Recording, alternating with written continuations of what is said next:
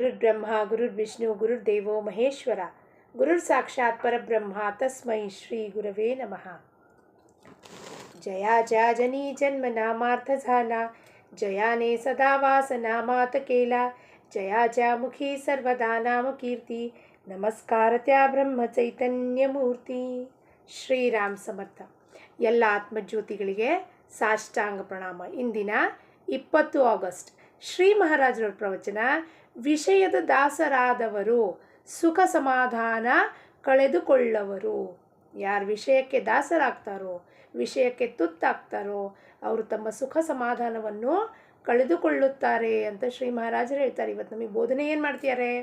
ನೀವು ವಿಷಯದ ಅಧೀನರಾದರೆ, ಗುಲಾಮರಾದರೆ, ಮನಸ್ಸನ್ನು ತಗೊಂಡು ಹೋಗಿ ಮನಸ್ಸನ್ನು ಹೇಳ್ದಂಗೆ ನಾವು ಕೇಳ್ತಾ ಹೋದರೆ ನಮ್ಮ ಆಂತರಿಕ ಸುಖ ಸಮಾಧಾನವನ್ನು ಕಳ್ಕೊಂಡ್ಬಿಡ್ತೀವಿ. ಏನು ಹೇಳ್ತಾರಪ್ಪ ಶ್ರೀ ಮಹಾರಾಜರು? ಎಲ್ಲರೂ ಸೇರಿ ಅದ್ರ ಚಿಂತನೆ ಮಾಡೋಣ, ಮನನ ಮಾಡೋಣ, ಕೃತಿಯಲ್ಲಿ ಜೀವನದಲ್ಲಿ ಆಚರಣೆಯಲ್ಲಿ ತಂದು ನಮ್ಮ ಜೀವನವನ್ನು ಬದಲಾಯಿಸ್ಕೊಳ್ಳೋಣ. ಎಲ್ಲರೂ ನಮ್ಮ ಮನಸ್ಸಿನ ಪರಿವರ್ತನೆ ಮಾಡಿ ಆ ಸಮಾಧಾನದ ಕಡೆ ಹೋಗೋಣ. ಎಲ್ಲಿ ಮಹಾರಾಜರು ನಮಗೆ ಕರ್ಕೊಂಡು ಹೋಗ್ತಿದ್ದಾರೋ. ಎಲ್ಲ ದುಃಖಗಳಿಗೆ ಮೂಲ ದೇಹವೇ ಕೇವಲ. ಅದರಲ್ಲೋ ದೇಹಕ್ಕೆ ದುಃಖ ಕೊಡುವುದು ದುಃಖದ ಕಳಸವೇ ಆಗಿರುತ್ತದೆ. ದುಃಖದ ಕಳಸ ಅಂತಾರೆ ಈ ದೇಹ ಬಂದ ಮೇಲೆ ಇದಕ್ಕೆ ದುಃಖದ ಹೊರತಾಗಿ ಸಮರ್ಥ ರಾಮದಾಸರು ಏನಂದ್ರಪ್ಪ, ಜನಿ ಸರ್ವಸುಖಿ ಅಸಾಕೋಣ ಹೇ ವಿಚಾರೇ ಮನ ತೂಚಿ ಶೋಧು ನಿಪಾಯ್. ಎಲ್ಲಿ ಕೈ ಮೇಲೆ ಇಟ್ಟು ಹೇಳೋಣ ನೋಡೋಣ ನಾವು ಸುಖಿ ಇದ್ದೀವ್ರಿ? ಇಲ್ಲ, ಏನೋ ಒಂದಿರುತ್ತೆ ಗೋಳಾಟ. ಅಂದರೆ ಗೋಳಾಟದಲ್ಲಿ ಈ ದೇಹಕ್ಕೆ ದುಃಖ ಏನು ಕೊಡುತ್ತಪ್ಪ? ಕಳಸದ ಗದೆ ಮುಕುಟ ಥರ ದುಃಖಗಳದು ರಾಶಿ, ಅಪಾರ ರಾಶಿ. ಉಪ್ಪಿನ ಕ್ಷಾರತ್ವ, ಸಕ್ಕರೆಯ ಮಧುರತ್ವ, ಇದಕ್ಕಿಲ್ಲ ಬೇರೆತನವು. ಅದರಂತೆ ದೇಹ ಹಾಗೂ ದುಃಖವು. ಈಗ ಉಪ್ಪದಲ್ಲಿ ಆ ಕ್ಷಾರತ್ವ, ಅದರ ಗುಣಧರ್ಮ ಏನು? ಉಪ್ಪಿನಿದ್ದು ಕ್ಷಾರತ್ವ. ಸಕ್ಕರೆಯ ಗುಣಧರ್ಮ ಮಾಧುರ್ಯ. ಅದನ್ನೇ ನಾವು ಟೇಸ್ಟ್ ಮಾಡಿ ಹೇಳಬೇಕಾಗದೇನೋ ಅವಶ್ಯಕತೆ ಇಲ್ಲ. ಸಕ್ಕರೆಯಲ್ಲಿ ಸಕ್ಕರೆ ಮಾಧುರ್ಯತೆ ಆಲ್ರೆಡಿ ಇದೆ. ನಾವು ಟೇಸ್ಟ್ ಮಾಡಿದಾಗ ಗೊತ್ತಾಗುತ್ತೆ ಅದು ಸಿಹಿ ಇದೆ ಅಂತ ನಾವು ಬಾಯ್ಬಿಟ್ಟು ಹೇಳ್ತೀವಿ. ಅದು ನಾವು ಬಾಯ್ಬಿಟ್ಟು ಹೇಳಲಿಲ್ಲ ಅಂದರೆ ಸಕ್ಕರೆಗೆ ಮಾಧುರ್ಯ ಇಲ್ಲೇನ್ರಿ? ಇದೆ. ಅದರಂತೆ ಏನಪ್ಪ? ಅದರಂತೆ ದೇಹಕ್ಕೆ ಹಾಗೂ ದೇಹ ದುಃಖ ಎರಡು ಅಂಟ್ಕೊಂಡ್ಬಿಟ್ಟಿದ್ದಾವೆ, ಫೆವಿಕಾಲ್ ಕಿ ಜೋಡಿ ಇದ್ದಂಗೆ. ಈ ದೇಹಕ್ಕೆ ಬಂದಮೇಲೆ ಇದಕ್ಕೆ ದುಃಖ ಇದೆ ವಿನಃ ಸುಖದ ಕ್ಷಣಗಳು ನಾನು ಕಳೆದಿದ್ದೀನಿ ಅಂತ ಹೇಳಲಿಕ್ಕೆ ಬರೋದಿಲ್ಲ. ಯಾವುದು ಸುಖ ಅನ್ಕೋತೀನೋ ಅದರ ಹಿಂದೆ ದುಃಖ ಆಗಲೇ ನಿಂತ್ಕೊಂಡ್ಬಿಟ್ಟಿರುತ್ತೆ. ಕಾಯ್ತಾ ಕೂತಿರ್ತಾನೆ ದುಃಖ, ನಾ ಬರ್ತಾ ಇದ್ದೀನಿ ಅಂತ ಫೆವಿಕಾಲ್ ಜೋಡಿ ಥರ ಅಂಟ್ಕೊಂಡ್ಬಿಟ್ಟಿರತ್ತದು. ಸುದೃಢನಾದರೂ ದೇಹದಿಂದ ವಿಸ್ಮರಣೆಯಾಗಲಿಲ್ಲ ದುಃಖದ. ಸುದೃಢ ದೇಹ, ಭಾಳ ಶರೀರ ಚೆನ್ನಾಗಿದೆ, ನಮ್ಮದು ಎಲ್ಲ ಭಾಳ ಚೆನ್ನಾಗಿದೆ, ಸುಖ ಸೌಕರ್ಯ ಅಂದರೂ ದುಃಖದ ವಿಸ್ಮರಣೆ ಆಗಲಿಲ್ಲ. ಕಾರಲ್ಲಿ ಹೋಗ್ತಾ ಇದ್ದೀವಿ, ಕಾರಲ್ಲಿ ಹೋಗ್ತಾ ನಪ್ಕೊ ಬರ್ತೀವಿ. ಏನಪ್ಪ, ಅಯ್ಯೋ ಅಲ್ಲಿ ಅವ್ರ ಮನೆಗೆ ಹೋಗ್ಬೇಕಾಗಿತ್ತು ರೀ, ಪಾಪ ಅವ್ರಿಗೆ ಕಷ್ಟ ಇದೆ, ಅವರಿಗೆ ದುಡ್ಡಿಲ್ಲ ರೀ, ಇವರಿಗಿದಿಲ್ಲ, ಇದನ್ನೇ ಹೇಳ್ತಿರ್ತೀವಿ ವಿನಃ ಕಾರಲ್ಲಿ ಕೂತ್ಕೊಂಡು ಒಂದು ಸುಖದ ಮಾತು ನಾವು ಎಷ್ಟು ಚೆನ್ನಾಗಿ ಗಾಡಿದಲ್ಲಿ ಕೂತಿದ್ದೀವಿ, ಎಷ್ಟು ಚೆನ್ನಾಗಿ ಪರಿಸರ, ತಂಪಾದ ಗಾಳಿ ಬರ್ತಿದೆ, ಎಷ್ಟು ಚೆನ್ನಾಗಿದೆ ಅಂತ ಒಂದು ದಿವಸನೂ ನಮ್ಮ ಬಾಯಲ್ಲಿ ಬರುವುದಿಲ್ಲ. ನೆರಳು ಇರುವಂತೆ ಶರೀರಕ್ಕೆ, ರೋಗ ಇರುವುದು ದೇಹಕ್ಕೆ. ಹೇಗೆ ನಮ್ಮ ಶರೀರದ ಬಿಟ್ಟು ನಮ್ಮ ನೆರಳು ಹೋಗೋದಿಲ್ವೋ ಹಾಗೆ ಈ ದೇಹಕ್ಕೆ ರೋಗ ಏನಾರು ಒಂದು ಅಂಟುಕೊಂಡಿರುತ್ತೆ. ಕೈ ನೋವು, ಕಾಲು ನೋವು, ತಲೆನೋವು, ಮೂಗು ನೋವು, ಶೀತ ಏನಾರು ಇದ್ದೇ ಇರುತ್ತೆ. ರಾಮಕೃಷ್ಣಾದಿ ಅವತಾರಗಳಾದರೂ ದೇಹದಿಂದ ಉಳಿಯಲಿಲ್ಲ ಅವರು. ಅವತಾರ ತಾಳು ಬಂದರೆ ಏನಾಯಿತು? ಕಡೆಗೆ ಅವತಾರ ಸಮಾಪ್ತಿ ಕಾಲಕ್ಕೆ ಬಂದಾಗ ದೇಹನ ಬಿಟ್ಟೇ ಹೋಗಬೇಕು. ನಮ್ಮದೇ ಭರವಸೆ ಇಲ್ಲವೆಂಬ ಅನುಭವವಿರುವುದು. ಆದರೂ ವಿಯೋಗ ದುಃಖ ಅನಿವಾರ್ಯವಾಗಿರುವುದು. ಈಗ ನಮ್ಮದೇ ಭರವಸೆ ಇಲ್ಲ, ನಾಳೆ ನಾವು ಯಾವಾಗ ಹೋಗ್ತೀವಿ ಅನ್ನೋದು ನಮಗೆ ಗೊತ್ತಿಲ್ಲ. ಆದರೂ ಬೇರೆಯವ್ರು ಹೋದ ಕೂಡಲೇ ನಾವು ವಿಯೋಗ ದುಃಖ ಪಡ್ತೀವಿ. ಈ ಶರೀರನೇ ಶಾಶ್ವತ ಇಲ್ಲ ಅಂದಮೇಲೆ ಆ ಇನ್ನೊಂದು ಶರೀರ ಹೆಂಗ್ರಿ ಶಾಶ್ವತ ಇದೆ? ಅದಕ್ಕೆ ಗೋಳಾಟ ಅಳು ಮಾಡ್ತೀವಿ. ನಾವು ಯಾಕೆ ಮಾಡ್ತೀವಿ? ಇದು ಒಂದು ಶರೀರಕ್ಕೆ ಬಂದಮೇಲೆ ಗುಣಧರ್ಮ. ನಮ್ಮ ಕಣ್ಣು ಮುಂದೆ ಯಾರೋ ಹೋದ ಕೂಡಲೇ ನಮಗೆ ದುಃಖ ಬೇಜಾರಾಗುತ್ತೆ. ಆದರೆ ಇದು ಹೋಗುತ್ತೆ ನಾಳೆ ಅನ್ನೋದು ಮರೆತೇ ಹೋಗ್ಬಿಟ್ಟಿರ್ತೀವಿ. ದೇಹ ದುಃಖ ಅತ್ಯಂತ ಅನಿವಾರ್ಯ. ಚಿತ್ತವಾಗುವುದು ನಿತ್ಯ ಅಸ್ಥಿರ. ದೇಹದ ಭೋಗ ದೇಹದ ಪಾಲಿನದು, ಯಾರಿಗೂ ಕೊಡಲಾಗದು, ಯಾರಿಂದಲೂ ತೆಗೆದುಕೊಳ್ಳಾಗುವುದು. ನಾವು ಯಾರ ದುಃಖ ತೊಗೊಳಕ್ಕಾಗತ್ತೇನ್ರಿ? ದೇಹ ದುಃಖ, ಹಲ್ಲು ನೋವ್ತಾ ಇದೆ, ನಾವು ನಮ್ಮ ಹಲ್ಲು ನೋವು ಯಾರಿಗೆ ಕೊಡ್ಲಿಕ್ಕಾಗತ್ತೆ? ನಾವೇ ಅನುಭವಿಸ್ಬೇಕು. ರೂಟ್ ಕೆನಾಲ್ ಮಾಡ್ತಾರೆ ಅಂತಾರೆ, ಅದರಲ್ಲಿ ಇಂಜೆಕ್ಷನ್ ಚುಚ್ತಾರೆ, ಅದು ನೋವು ಆಗುತ್ತೆ, ಮತ್ತು ಆ್ಯಂಟಿಬಯೋಟಿಕ್ ಕೊಡ್ತಾರೆ. ನಾವು 4 ದಿವಸ ನಾವೇ ಅನುಭವಿಸ್ಬೇಕೇ ವಿನಃ ನಮ್ದು ಯಾರು ತೊಗೊಳ್ಲಿಕ್ಕಾಗಲ್ಲ, ಬೇರೆಯವ್ರು ನಾವು ತೊಗೊಳ್ಲಿಕ್ಕೆ ಆಗಲ್ಲ ಅಂದಮೇಲೆ ನಾವು ಜೀವನದಲ್ಲಿ ಯಾಕೆ ಇಷ್ಟೊಂದು ಒದ್ದಾಡ್ತಿದ್ದೀವಪ್ಪ? ಒಬ್ರು ನಾವು ದುಃಖ ನಾವು ತೊಗೊಳ್ಲಿಕ್ಕಾಗಲ್ಲ ಅಂದಮೇಲೆ ಅವ್ರವ್ರ ದುಃಖ ಅವ್ರವ್ರ ಪ್ರಾರಬ್ಧ ಏನು ಮಾಡ್ಬೋದು ನಾವು ಅದರಲ್ಲಿ ಅವರಿಗೆ ಒಂದು ಹಿತ ಸಮಾಧಾನ ಉಂಟು ಮಾಡ್ಬೋದು. ಏನಪ್ಪ ಆ ಭಗವಂತ ಕಾಪಾಡ್ತಾನೆ, ಭಗವಂತನನ್ನು ನಂಬಿ ನಾವು ಹೋಗೋರಿಗೆ ಬೋಧನೆ ಮಾಡಬಾರ್ದು. ಯಾಕೆಂದ್ರೆ ನನ್ನ ಮನೆ ದೋಸೆನೂ ತೂತಿದೆ, ನಿಮ್ಮ ಮನೆ ದೋಸೆನೂ ತೂತಿದೆ. ನಾನು ನಿಮಗೇನು ಬೋಧನೆ ಮಾಡ್ಲಿಕ್ಕೆ ಸಾಧ್ಯ, ನೀವು ನನಗೇನು ಬೋಧನೆ ಮಾಡ್ಲಿಕ್ಕೆ ಸಾಧ್ಯ? ನಿಮ್ಮದೇ ಪ್ರಪಂಚದ ಗೋಳಾಟ ನಿಮಗೆ ಹೋಗಲಾಡ್ಸೋಕ್ಕಾಗ್ತಿಲ್ಲ, ನಂದೇನು ಹೋಗಲಾಡಿಸ್ತೀರಾ? ಅಥವಾ ನನ್ನ ಪ್ರಪಂಚದ ಗೋಳಾಟ ನನಗೆ ಹೋಗಲಾಡ್ಸೋಕ್ಕಾಗಲ್ಲ, ನಿಮ್ಮದು ನಾನು ಏನು ಹೋಗಲಾಡಿಸ್ಲಿಕ್ಕಾಗತ್ತೆ?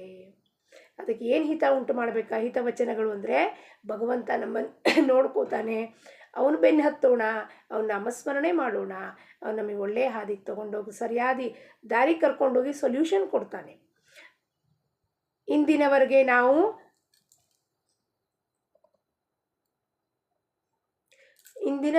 ನಾವು ಮಾತೆಲ್ಲ ಪ್ರಪಂಚಕ್ಕೆ ಅರ್ಪಣ ಮಾಡಿದ್ದವೆಲ್ಲ. ನಮ್ದೆಲ್ಲ ಮಾತುಗಳು ಎಲ್ಲಿ ಮಾಡಿದ್ದೀವಪ್ಪ? ಪ್ರಪಂಚಕ್ಕೆ ಅರ್ಪಣ ಮಾಡಿಬಿಟ್ಟಿದ್ವಿ. ಇಂದಿನವರೆಗೆ ನಾವು ಮಾಡಿದ್ದೆಲ್ಲ ಸ್ವಾರ್ಥವನ್ನು ಬಿಟ್ಟು ಇರುವುದಿಲ್ಲ. ಅಧಿಕಾರ, ಸಂಪತ್ತು, ಸಂತತಿ, ಲೌಕಿಕ ವ್ಯವಹಾರ, ಜಗತ್ಪ್ರೀತಿ ಇವುಗಳೆಲ್ಲ ಸ್ವಾರ್ಥವೇ ಮೂಲವು, ಕೊನೆಗೆ ದುಃಖಕ್ಕೆ ಕಾರಣವು. ನಾವು ಏನೇನೆಲ್ಲ ಮಾಡ್ತಿದ್ದೀವೋ, ಒಬ್ರಿಗೆ ಬಸ್ಕ ಹಚ್ಚೋದು, ಬಟರ್ ಹಚ್ಚೋದು, ಅಧಿಕಾರ, ಸಂಪತ್ತು, ಸಂತತಿ, ನಮ್ಮ ಸ್ಟೇಟಸ್ಸು, ಇವೆಲ್ಲವೂ ಏನಾಗತ್ತೆ ಕಡೆಗೆ? ಎಲ್ಲವೂ ಹೋಗತ್ತೆ. ಅವೆಲ್ಲವೂ ದುಃಖಕ್ಕೆ ಕಾರಣ. ಅದಕ್ಕೆ ಅಲೆಕ್ಸಾಂಡರ್ 2 ಕೈ ಮೇಲಿಟ್ಟು ಹೋಗಿಬಿಟ್ಟಿದ್ದ, ಏನೂ ತೊಗೊಂಡು ಹೋಗಲಿಲ್ಲ, ನಾನು ಏನೂ ತೊಗೊಂಡು ಬರಲಿಲ್ಲ ಅಂತ.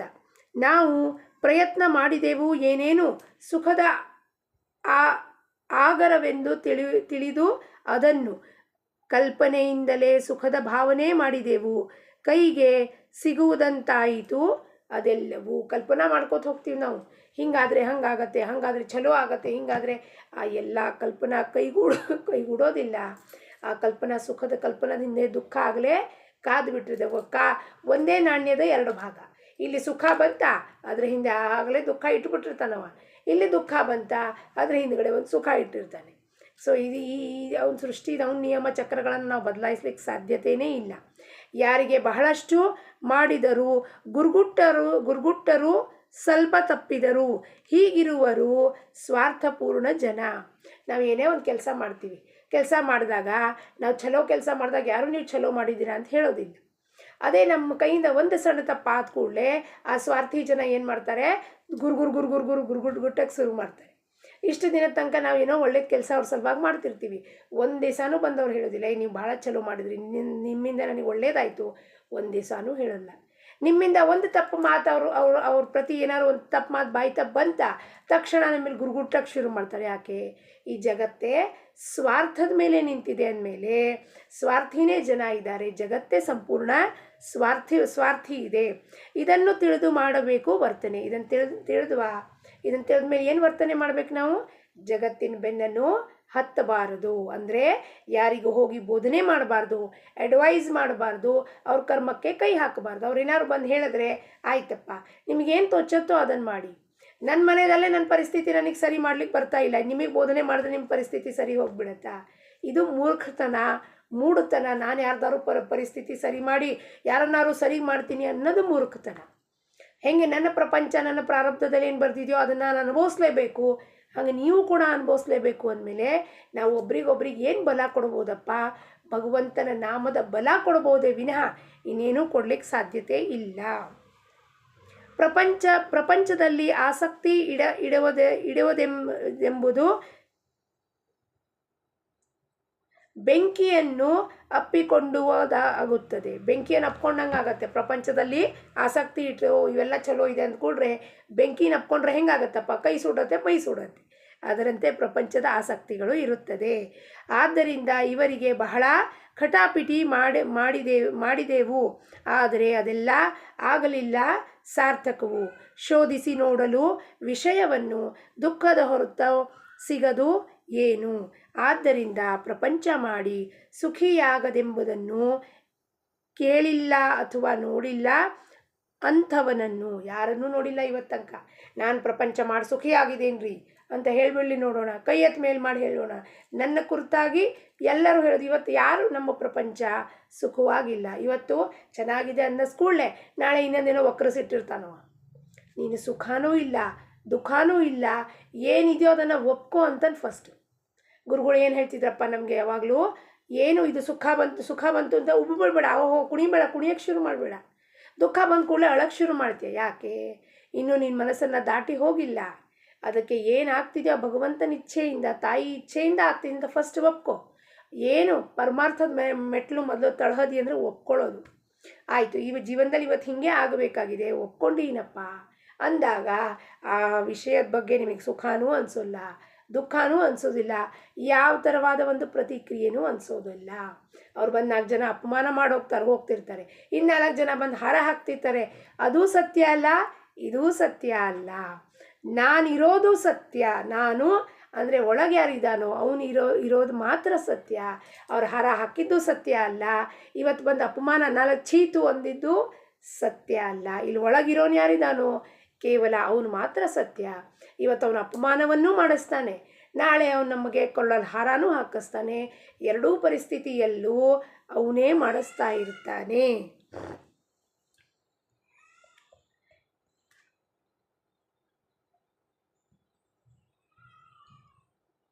ಹಿಡಿಯುವವೇ ಯಾರ ಆಶೆ ಆಗಬೇಕಾಗುವುದು ಅವರ ದಾಸ. ವಿಷಯಗಳ ದಾಸನಾದವನು ಸುಖ ಸಮಾಧಾನ ಕಳೆದುಕೊಂಡನು. ಯಾವ ಗಿಡಕ್ಕೆ ಹಾಕುವೆವು ನೀರು ಗೊಬ್ಬರವನ್ನು ತೆಗೆದುಕೊಳ್ಳಬೇಕು ಅದರದೇ ಫಲವನ್ನು. ಯಾವ ಗಿಡಕ್ಕೆ ಗೊಬ್ಬರ ಹಾಕ್ತೀವೋ ಅದೇ ಫಲ ಸಿಗತ್ತೆ. ಈಗ ಮಾವಿನ ಹಣ್ಣಿನ ಗಿಡಕ್ಕೆ ಗೊಬ್ಬರ ಹಾಕಿ ನೀರು ಹಾಕಿದ್ರೆ ಅದು ಮಾವಿನ ಹಣ್ಣು ಕೊಡುತ್ತೆ ವಿನಾ ಬೇವಿನ ಹಣ್ಣು ಕೊಡಲ್ಲ. ಬೇವಿನ ಹಣ್ಣಿಗೆ ಹಾಕಿದ್ರೆ ಏನಾಗುತ್ತೆ? ಅದು ಮಾವಿನ ಹಣ್ಣು ಕೊಡ್ಲಿಕ್ಕೆ ಸಾಧ್ಯತೆನಾ? ವಿಷಯಕ್ಕೆ ಹಾಕಿ ಗೊಬ್ಬರವನ್ನು ಹೇಗೆ ಪಡೆಯುವವು ಸಮಾಧಾನವನ್ನು? ಪ್ರಪಂಚದಲ್ಲಿಯ ಸಂಕಟಗಳು ಅನಿವಾರ್ಯವು. ಕಾರಣ ಪ್ರಪಂಚವೇ ದುಃಖರೂಪವು. ಈವರೆಗೆ ಸುಖಿಯಾಗಲಿಲ್ಲ ಯಾರು ವಿಷಯದಲ್ಲಿ ಚಿತ್ತ ತೊಡಗಿಸಿದವರು. ಕಹಿ ಹಾಗಲಕಾಯಿ ಸಕ್ಕರೆಯಲ್ಲಿ ಎಷ್ಟೇ ಮುಳುಗಿಸಿದರೂ ಸಿಹಿಯಾಗುವುದಿಲ್ಲ. ಅದರಂತೆ ವಿಷಯದಲ್ಲಿ ಸುಖವೆಂದು ತಿಳಿಯುವುದು, ಆದರೆ ಕೇವಲ ದುಃಖ ಅನುಭವಿಸುವುದು. ಈ ವಿಷಯದಲ್ಲಿ ಸುಖ ಇದೆ, ಭಾಳ ನಾ ಬರ್ರಿ ಕರ್ಕೊಂಡು ಹೋಗ್ತೀನಿ, ಎಲ್ಲರಿಗೂ ಕರ್ಕೊಂಡು ಹೋಗ್ತೀನಿ, ಅಲ್ಲಿಗೆ ಸತ್ಸಂಗ ಕರ್ಕೊಂಡು ಹೋಗ್ತೀನಿ, ಹಂಗೆ ಮಾಡಿಬಿಡ್ತೀನಿ ಹಿಂಗೆ ಮಾಡಿಬಿಡ್ತೀನಿ ಅಂತ ಒಳ್ಳೆ ಉಬ್ಬಿ ಹೋಗ್ಬಿಡೋದಲ್ಲಿ ಅಲ್ಲಿ ಇನ್ನೊಂದೇನೋ ಘಟನೆ ಆಗುತ್ತೆ. ಅಲ್ಲಾಗಲೇ ನಮ್ಮದು ಬಲೂನನ್ನು ಪಂಚರ್ ಮಾಡಿರ್ತಾನೆ. ಪರಮಾತ್ಮನೇ ಎಲ್ಲ ಮಾಡೋದು. ಭಾಳ ಉಬ್ಬು ನಡೀತಾ ಇದೆಯಾ ಬಾಯಿಲ್ ಮಾಡ್ತೀನಿ ಅಂದ್ಬಿಟ್ಟು ಪಂಚರ್ ಮಾಡಿರ್ತಾನೆ. ಅವಾಗ ಏನಾಗುತ್ತೆ? ದುಃಖ. ಅದಕ್ಕೆ ಏನಪ್ಪ, ಹಾಗಲಕಾಯಿನ ಎಷ್ಟಾರೆ ನಾವು ಹಾಗಲಕಾಯಿ ಗೊಜ್ಜು ಮಾಡ್ತೀವಿ. ಹಾಗಲಕಾಯಿ ಗುಣಧರ್ಮ ಇರೋದೇ ಕಹಿ. ನೀವು ಎಷ್ಟಾರೇ ಬೆಲ್ಲ ಹಾಕ್ರಿ, ಎಷ್ಟಾರೇ ಅದಕ್ಕೆ ಹುಣಸೆಹಣ್ಣು ಹಾಕ್ರಿ, ಎಷ್ಟಾರೇ ಮಸಾಲೆ ಹಾಕ್ರಿ, ಅದ್ರ ಗುಣಧರ್ಮ ಬಿಡುತ್ತಾ? ಅದರಂತೆ ಈ ಪ್ರಪಂಚದ ಗುಣಧರ್ಮ ಕಹಿ ದುಃಖಮಯ ಇದೆ, ಇದರಲ್ಲಿ ಸುಖ ಇಲ್ಲ.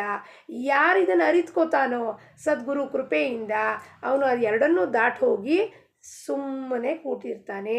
ಪರಮಾತ್ಮನ ಇಚ್ಛೆಯಂತೆ ನಡೀಲಪ್ಪ ಜೀವನ ಅಂತ ಅವನು ಕೈ ಕೊಟ್ಟು ಹರಿ ಹರಿ ಅಂತ ಕೂತ್ಕೋತಾನೆ.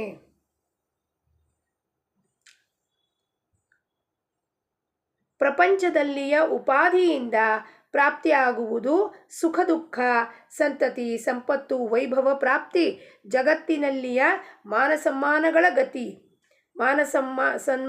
ಗತಿ, ಆಧುನಿಕ ವಿದ್ಯೆಯ ಸಂಗತಿ, ಇವೆಲ್ಲಗಳಿಂದ ತಂದಾಗವು ಸಮಾಧಾನ ಪ್ರಾಪ್ತಿ ಅಂತ ನಾವು ಅಂದ್ಕೊಂಡಿದ್ದೀವಿ. ಇವೆಲ್ಲ ಆಧುನಿಕದಿಂದ ಸಮಾಧಾನ ಪ್ರಾಪ್ತಿ ಆಗತ್ತೆ ಅಂತ. ಆದರೆ ಇಲ್ಲ.